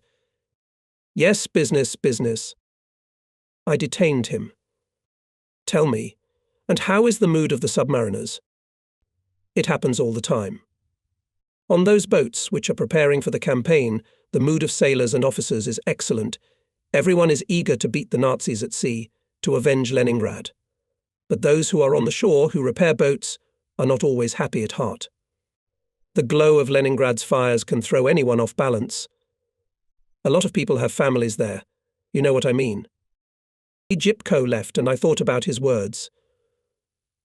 Our difficulties and defeats in the first months of the war on the land front, our losses on the sea, all this, of course, affects people. Some of them are out of meridian, as navigators say. Many of them even outwardly became older, sharper in their conversations with comrades. Well, it is understandable. Everything that is happening is too tragic. We are worried for our motherland, for Leningrad, for our families. But we must keep our cool. We had no doubt that our party would save the country, find a way out of the most difficult situation. This gave us strength and persistence in the struggle. Reports from the front came one more bitter than the other. On top of everything, after heavy artillery bombardment of Leningrad, the fascists again made massive air raids on the city. On September 10th, perhaps was the most brutal bombardment of Leningrad, with heavy casualties among the population and major destruction. For many hours the flames of fire were clearly visible in Kronstadt. 69 large, high-explosive bombs and about 2,000 incendiary bombs were dropped on the city. In 8 districts of the city there were more than 80 fires. 3 more Badaev warehouses burned, but this time without food. A large fire broke out at the Zajdanov shipyard, burning oil factory Red Star. More than 700 Leningraders were killed and wounded. On September 11th in the morning from the reception room came a thick, rolling bass. Is the Chief of Staff alone? With these words the door opened, and the familiar dense figure of General Moskalenko appeared in the office. Mitrofan Ivanovich was gloomy and taciturn. I could see that he too had not slept the night before. He was visibly gaunt. His management of the fleet rear economy became much more complicated, because the fleet is located in Leningrad and in Kronstadt. Therefore there were 2 rear areas of the fleet, but they were dominated by the rear of the Leningrad front, more and more nailed to their hands all the fleet reserves of food, fuel and ammunition. This was demanded by the interests of the defence of the besieged fortress city, but it was hard for us to get used to it. Apparently I had a far from Bogotyski, and least of all solemn look, for Mitrofan Ivanovich, having said hello, looking at me point blank, asked me briefly, "Is it bad?" Of course it would have been possible to interrogate what exactly was bad, but it is clear what in those days could be talked about. I just as briefly answered, "Very bad." Moskalenko did not ask about anything else, opened the folder and went on to business. The rear of the Len front requires information about all our stocks of food, fuel, ammunition, uniforms and mines. Here are the statements coordinated with the departments of the fleet headquarters. In front of me lay large square sheets. Under them there was room for 2 signatures, the Chief of Staff and the head of the rear of the fleet. Now, apparently all consumption of this good will be strictly centralized, and Moskalenko's stocks are still large. They have been accumulating for years in the ancient fleet warehouses and arsenals. Coal is bad, continued the general, although we have considerable reserves, but they are stored in the coal harbour of the trade port, and it is now only 3 kilometres from the front line. The fascists know what coal means to us, and all the time, the bastards, they keep the warehouse under artillery fire. As soon as a small tugboat appears, they open fire. This night they heavily bombed the harbours of the trade port, and especially the coal harbour, dropped a lot of incendiary bombs. It is good that the head of the site Mamrukov, a man energetic. Under his leadership quickly coped with the fire, and the fuel did not die. The report of the head of the rear interrupted the duty officer. He reported the commander of the Sentinel Hunter reported that he was shelled by a battery at Cape Eno. It was not here before. From Levensari we are informed that 2 Finnish gunboats shelled our communication and observation post on Summers Island. True, our torpedo boats forced the enemy to take cover in the skerries. But anyway, I ordered to inform Captain First Rank Meshchersky about the appearance of the battery on Cape Eno, who with a detachment of ships continued almost daily to place mine barriers in this area. The installations were successful and considerably strengthened the defence of the approaches to Kronstadt and Leningrad during the most terrible September days. The fascists hysterically shouted on the radio that the Baltic Fleet no longer existed. And if so far they felt no particular pain from the attacks of our submarines and from the mass mine-laying, then more and more headache at Marshal von Lieb from the fire of naval guns and from the fierce attacks of marines. All terms of occupation of Leningrad, appointed by Hitler, turned out to be fake. There was something to rage von Lieb. Such a delay did not bode well for him. The situation on the Moonsund Islands was becoming more and more complicated. In the next report from General Elisiv reported that the Nazis have gathered a significant force of troops, under the cover of aircraft forced a narrow strait, and on the night of September 13th landed on the island of Muhu. There are bloody battles. The enemy, although suffering heavy losses, but can still throw reserves, and most importantly he has a strong air force. And we have no reserves. It was hard for us, staff workers, from the consciousness that we could not help the garrisons of the archipelago. Undoubtedly the Germans timed the attack on the islands to the days of the storming of Leningrad. They urgently need to free their divisions in Estonia and throw them under Krasnoye Selo. But the heroic defenders of the islands clung to the German divisions, holding and grinding them down. It became known that the fascists strengthened sea transportation between Tallinn and Helsinki and along the inner Skerry fairways to Vyborg. Enemy submarines were detected in the area of Nogevo Bank Gogland Island and 3 patrol boats near Roger Island. Enemy submarines again tried to destroy our observation posts on the islands of Nerva and Somers. The fleet commander decided to send submarines with the task of placing mines on the Tallinn roadstead and in the Bay of Vyborg. On the same day, such an order was given to the commander of the submarine brigade, Captain First Rank Egyptko. On September 12th, the submarine M97 was additionally sent for reconnaissance of the Tallinn area. The next day M77 went to the island of Somers. The trip to the Helsinki area was postponed for the time being, as the commanders of the boats M98 and M102, who returned from that area, reported about dense mines, about a large number of floating mines which they encountered on their way. Komflot that day was returning from Leningrad much earlier than usual. I met him at the headquarters pier in the Italian pond opposite the fleet headquarters and immediately felt something out of the ordinary had happened. Silently and gloomily he stood on the wharf, listening to the reports of the duty service, then quickly went into the office, called me the head of the operational department and the head of the rear. From conversations on the phone with the headquarters of the Naval Defense of Leningrad, we knew that Leningrad is preparing for street battles, the defense of every block, every house.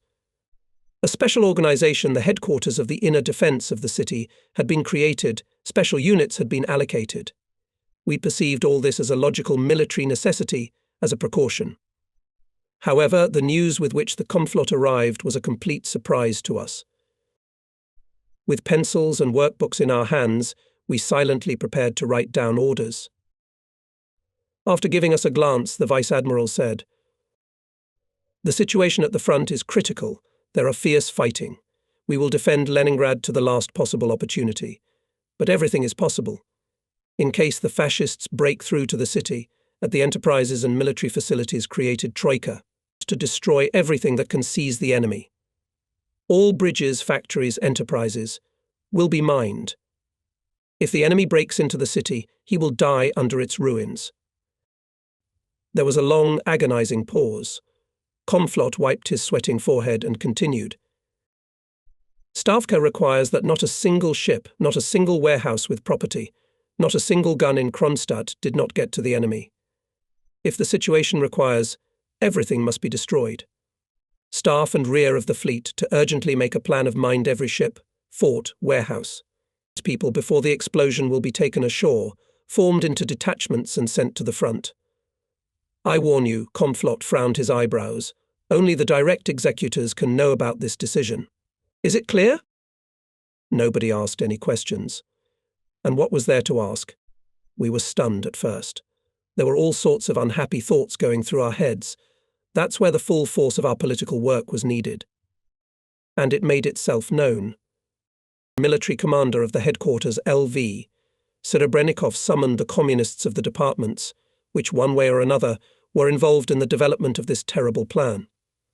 And as much as each of us was bitter, still took the upper hand consciousness that to fulfill the order of the Stavka, it is our duty as communists. The commanders of compounds with military commissars were called, all sorts of details of the upcoming case were clarified, the required amount of explosives was calculated, the plan of arrangement of ships on the fairways was established, and in what order the crews would be delivered to the shore. It was important to select the executors especially restrained, reliable communists, in whose hands were handed the switches of closing special wires. It was necessary to take all measures to avoid accidents that could lead to a catastrophe. The least of all we were worried about malice, for the huge party organization of the fleet was too strong and united, but vigilance, the strictest vigilance, that was what was required of every communist. In the evening, when the materials were being rewritten by the typists, and there was an involuntary pause, the chief of the rear, Mitrofan Ivanovich Moskalenko, came to see me. As was his habit, he sat down thoroughly and tightly in his chair, pushed away the ashtray, rolls of maps, and began to look around the office with a masterly eye, waiting for me to finish talking on the phone. Tell them to throw out that old couch. It's 100 years old, and it's only good for the dump, he muttered. Such a remark, against the background of the tragic events we were living through, made me smile. I understood Mitrofan Ivanovich realized with the instinct of an old political officer that some kind of relaxation was needed. And in such tragic moments we suddenly began to discuss what repairs the headquarters building would need after the war. At the same time, it was hard to get rid of the thought, what if tomorrow afternoon we blow up our entire headquarters and it falls to pieces along with all its old furniture? What kind of repairs would be needed then? But I kept silent. Soon the typists brought the first sheets of the plan, and we began to carefully proofread them, saying aloud words completely unfamiliar to the operational and tactical vocabulary: exploded, destroyed, set on fire. Leaving, Mitrofan Ivanovich muttered with a heavy sigh. Yes, what a lot of business. Barely dawned on September 12th, as the fleet received requests from the land route to fire battleships, cruisers, coastal batteries. Fortress Kronstadt and the ships conducted a continuous, ever-increasing fire. No thought was given to ammunition consumption on that day. General Moskalenko, alarmed by the unusual rumble of the cannonade, came to me early and anxiously asked, "What about ammunition consumption? Or do you at headquarters think that I have a full stockpile of artillery?" I could not answer anything, because we were also worried about it. I hurriedly contacted the headquarters of the Sea Defense in Leningrad. It was closer to the headquarters of the Len front and more visible there. They answered briefly everything was at stake, and nobody was interested in the issue of ammunition consumption rates today. From 6 o'clock in the morning, the fascists began to attack along the whole front. Hitler, in the order to his troops, stated that with the capture of Leningrad will end the war. Significant advantage of the enemy in tanks, artillery and aviation affected all parts of the front. That's why in these hours so needed the fire of the fleet, all its ships, batteries of the fortress and railroad artillery. And the fleet crushed the enemy, supporting his army. Still, we left Dudahov Heights, an important command position on the approaches to the city. The enemy occupied Pushkin and Krasnoye Selo. Pulkovsky Heights are held. Here one of the sites heroically defended by the 1st Separate Brigade of Marines under the command of Colonel Parafilo, who became famous under Tallinn. Having left Vasilievsky Island, the brigade entered the battle from the start and fought for 3 days in a row. At the most tense moment among the Baltic sailors appeared the famous hero of the Civil War, Marshal K. E. Voroshilov. This further encouraged the sailors. They repulsed dozens of attacks, but there were no reserves, and the inevitable happened on September 13th, Our front was broken at Ligovo. Now there was an immediate threat to Leningrad. The Nazis are in 14 kilometers from the city. Blood ran cold in our veins at this thought, and only the powerful rumble of the fleet's cannonade encouraged us a little, reminding us that there was still powder in the powder keg. Of course, everything was thrown to help the front: our fleet aviation, bombers, fighters, even Sea Scouts, slow-moving ICBM-2s, and those continuously bombed fascist troops, helping infantrymen to repel countless attacks. The Finns managed to force the Svar, capture the village of Podporoshai, and then the town of Lodinoy Pole. And in this area our fleet helped their army. Shoulder to shoulder with the fighters of the 7th Army, fought desperately, there is no other word for it. The sailors of the 3rd Separate Naval Brigade fought. Late in the evening came Elisev's report. On the night of September 13th, after heavy bloody fighting, ours left the island of Muhu and on the Orissa Dam withdrew to Isle. The enemy stormed the island after them and rushed to Triji Bay to the north and to Kubasau to the south. The Nazis decided to support their troops on Isle with landing operations, remembering perhaps 1917, when the Germans conducted a landing operation against the Moonsund Islands, defended by revolutionary Baltic sailors. But then, having landed in Targalakt Bay, the enemy moved from west to east. And now the fascists formed 3 detachments of landing ships. One of them, Westwind, went from Libava to act in the southwestern part of Isle. The Zuidveind group moved from Riga and Pärnu to the southern part of the island. Against the island of Humo was to act the detachment Nordwind, which consisted of ships of the Finnish Navy battleships Coastal Defence Ilmarinen, and Väinämöinen, 4 patrol boats, 5 patrol ships, 1 minesweeper and 1 icebreaker. This detachment was deployed from the UT-Skerries area.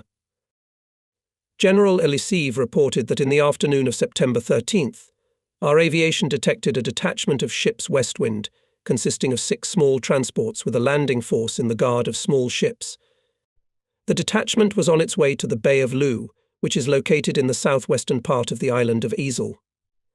By this time here was relocated a link of our torpedo boats under the command of Lieutenant Captain S. A. Osipov.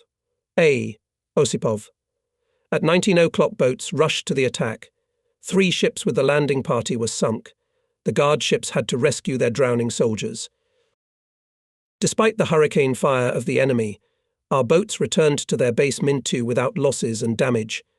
The actions of the boats were successfully covered by fighters and the fire of the coastal defence battery from the Sirv Peninsula. Our gunners sank 1 more transport. Hitlerites promptly fled. This, of course, was our great success. The defenders of the island rejoiced. The military council of the fleet immediately sent greetings and congratulations. All night we joyfully discussed in the headquarters of this victory. On September 14th, from the morning, the fleet and the batteries of Kronstadt again fired on the southern shore.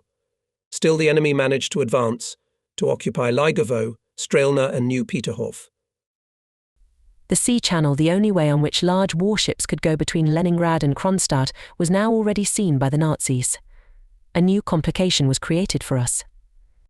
In this situation, the fleet headquarters received an urgent task to prepare for transportation to the Leningrad front of 2 infantry divisions of the 8th Army from Oranienbaum.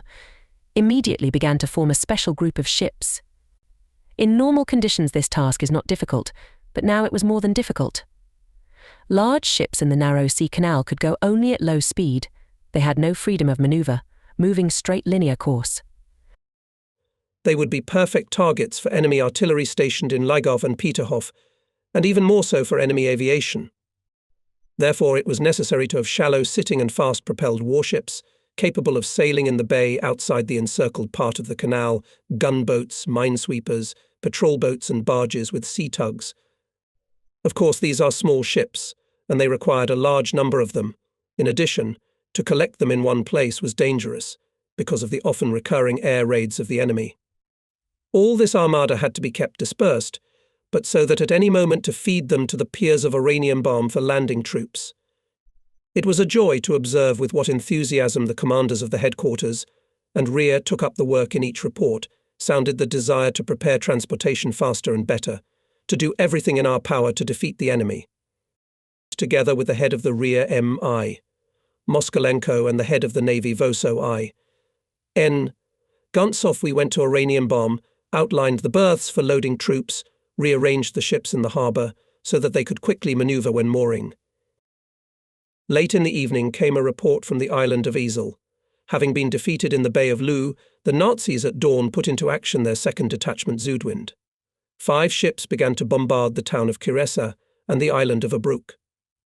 Meanwhile, the landing party, which followed on small ships in the protection of destroyers and patrol ships, tried to land in the Bay Kigusta. In the rear of the battery on the Kubasa Peninsula was delivered in gliders more than 100 machine gunners. The battery was commanded by Senior Lieutenant Bukotkin. The artillerymen showed exceptional bravery and skill. Excellent firing, the battery defeated the landing party on the water. Its remnants under the smoke screens withdrew to the south. The battery on Abruk Island also fired well and drove away the enemy covering detachment. The enemy began furiously bombing Bukotkin's battery from the air. For several hours, the fascist pilots dropped more than 400 bombs. They were killed and wounded, the guns were out of order, and meanwhile parachutists and enemy infantry from the mainland were climbing to the surviving guns. The battery commander Bukotkin was wounded. Gradually the guns went out of service. When the ammunition ran out, the sailors blew up the last gun and broke through under fire to their units. The heroic battery was covered by fighters, but they were so few. Pilot Captain I. Gorbachev fought repeated battles with Nazi Main 109 planes that day, driving them away from the island. He managed to shoot down an enemy airplane. The third enemy detachment Nordwind was also defeated. As already mentioned, this detachment consisted of ships of the Finnish fleet. According to information that we later received, the Finns did not want to participate in the operation. Under pressure from the Germans, they agreed only to demonstrative actions. But when leaving the Skerries, the battleship Ilmarinen exploded on a mine and sank. The detachment still approached the island of Hiiumaa, made a few volleys, and immediately turned back to the island of Ute. This was the end of the whole operation. On the fairway near Ute, we repeatedly put mines from torpedo boats and airplanes in August. Apparently, the Finnish battleship exploded on one of these mines. Strange as it may seem, but the fact of its destruction was very quickly reported to us from the main naval headquarters. Pilots and gunboat crews argued about who had laid this mine. But this dispute did not matter. The mine was ours, Baltic, and it worked well. But the situation on Isel remained difficult. By the end of the day, the enemy pulled up fresh forces from the mainland and launched a new offensive. Our garrison, in order to reduce the front, withdrew to the Sierv Peninsula, where General Elisiv decided to defend until the last opportunity. Without tanks, and with little small artillery, without air cover, the Baltic stubbornly defended every inch of land. Again and again we thought how to help our comrades. And it was possible to help them only by strong air strikes and airborne assaults. We discussed this option in the headquarters more than once. Comflot reported our proposals to the Military Council of the Front, but where could we get forces? After all, the deadly battle was rumbling at the very walls of Leningrad. Here the question was decided who was who. The record in my diary about the next 24 hours is very short. September 15th was the hardest day of the battle for Leningrad. The enemy threw everything to break through to the city. He conducted the most intense shelling of residential neighborhoods for 18.5 hours. At dusk began raids of 200 bombers. Our fighters were continuously in the air, fought brave battles. A lot of fascist planes were shot down that day, but unfortunately even more of them remained in the line. All day long there was not silent the formidable roar of the fleet's guns. And yet the fascists approached the city at a distance of 10 kilometers. As reported to me by the commanders of the ships that stood in the area of the trade port, from the bridges in binoculars and stereo tubes were clearly visible enemy tanks.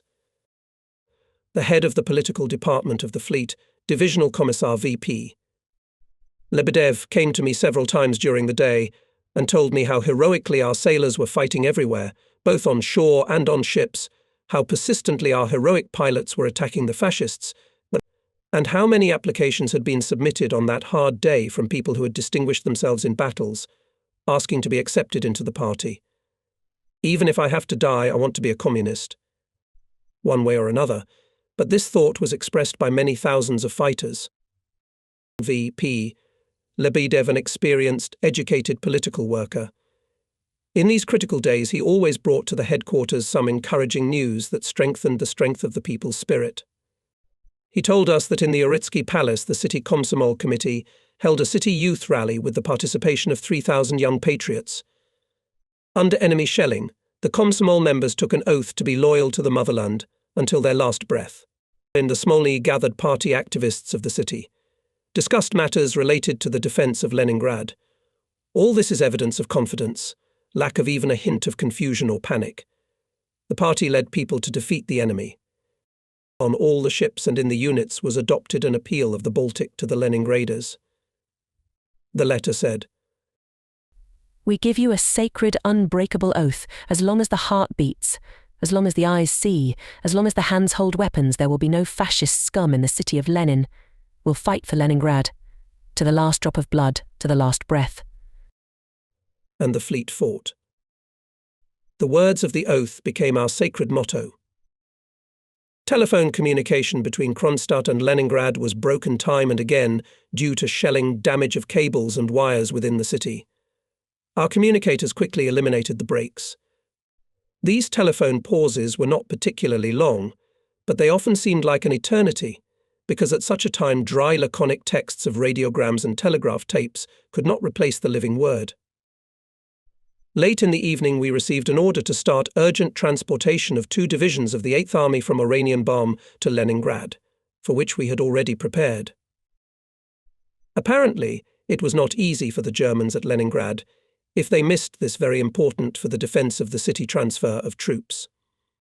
On the second day of transportation, September 17th, the Nazis made the first artillery bombardment of Oranienbaum port, but rather haphazardly. The troops were sheltered and suffered no losses. On September 19th, having regained consciousness, the Nazis began methodical shelling of Oranienbaum harbours. Too late. A day before both divisions were already in Leningrad. The enemy fired at the empty harbours, did some damage, burned a few barns. But all this was nothing. I remember with what a happy feeling I sent a report to the front headquarters the last division unit left Oranienbaum. In such a big business as the defence of the city, it was not without serious omissions, which the military council of the front saw and sought to correct more quickly. We, sailors, had our own complaints. Often in the midst of battles, army artillery chiefs demanded from the fleet to fire powerful guns on unimportant targets, which could successfully cope with army guns, much smaller caliber. Meanwhile, the barrels of large guns of cruisers and battleships are designed only for a certain number of shots, after which the barrels must be replaced. And it could happen that at the most crucial moment of the battle the ships would be out of action. This reasonable concern of the military council of the fleet has repeatedly expressed to the front command. However, in those hot, tense days, when the enemy broke through to the very walls of the city, it was difficult to argue and prove something. The danger was too great to reckon with the wear and tear of naval guns. But soon our voice was listened to and established a new order in which to call fire could only the chief of artillery of the fleet, General Odintsov. Military Council of the Fleet has repeatedly reported on the weakness of our aerial reconnaissance in the sea direction, and now the fleet was allocated for this purpose a squadron of airplanes DB-3, which was immediately reported to us by the Commander of Naval Aviation, General M.I. Samokin. To strengthen the artillery of the Leningrad group of ships in the Neva, entered the leader Leningrad and 3 destroyers. 4 gunboats moved to the Peterhof roadstead and the battleship October Revolution. And 1 destroyer took positions in the unfenced part of the sea canal against Strelna and Peterhof. 1 destroyer remained in position in the Oranienbaum area. This deployment of artillery ships made it possible to better organize the fire of the fleet to repel direct attacks of the Nazis on Leningrad. The Germans must have appreciated the role of the Baltic Fleet, its assistance to the army defending the city. The fleet, about the destruction of which they trumpeted on the radio, in fact lived and acted.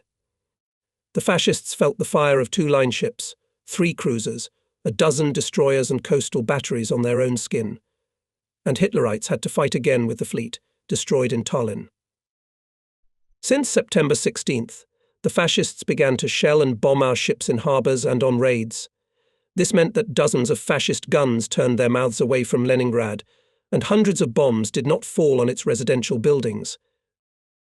The first 150mm shells of the Nazis that day fell on the decks of the battleship Marat and the cruiser Petropavlovsky.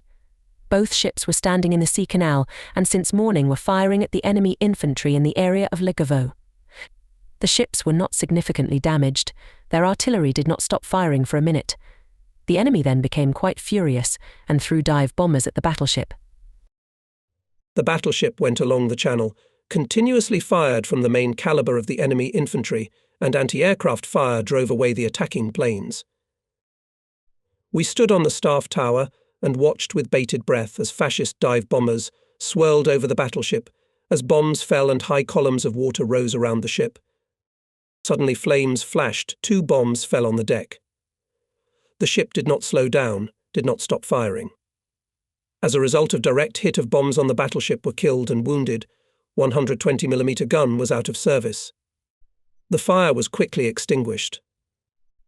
Just in case, 2 strong sea tugs went out to meet the battleship, for on the narrow fairway he had no freedom of manoeuvre. But the commander of the battleship, Captain First Rank Ivanov, managed the ship perfectly and brought it safely to the Kronstadt roadstead. We realized that the enemy would not leave our ships alone now. Komflot called the commanders of anti-aircraft units, explained the situation and warned that we should prepare for a serious fight with aviation, defending the fleet and the fortress from the air. It was a hard day, but it ended with great joy for us. We were even afraid to talk about it loudly, but everyone in the headquarters smiled. Late in the evening, Rear Admiral VP Drost came to see me. Hard, as if the Germans began to entrench. I replied with a smile. It seems so, but we must still check. Valentin Petrovich's face shone. I am convinced of this, and therefore this time I wish you good night. The news, unconfirmed by anyone, had spread through the headquarters. The heads of departments tried to find an excuse to come to me and talk about it, but I kept silent, afraid to be deceived in what we all waited so long. And yet it felt like the beginning of a turning point. The crisis had passed. The enemy offensive was running out of steam. Having smashed his forehead against the walls of the hero city, he began to entrench himself. Let only in some parts of the city,